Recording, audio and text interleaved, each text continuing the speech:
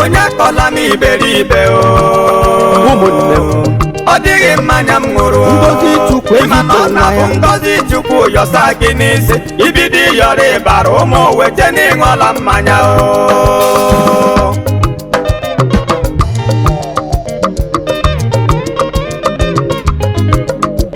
oge ha na-awụsara ya anya mmiri n'ogige Shilo ịla ya si n'ọṅụla mmanya bụla ka ụwa si eme David agbara ya ego mara mma egwu amara egwu udo Michelle nwunye ya eledo ya anya Chineke akpụchie ya kpam etu m si ka m were emego ọṅụ pụta kelee ya mara na m ihe ụmụ ụwa ga-ekwekwa ọbụla ịnọdụ ụmụnne m onye nwe m dịrị obi m mma ọ dịghị ekwesị mgbala azụ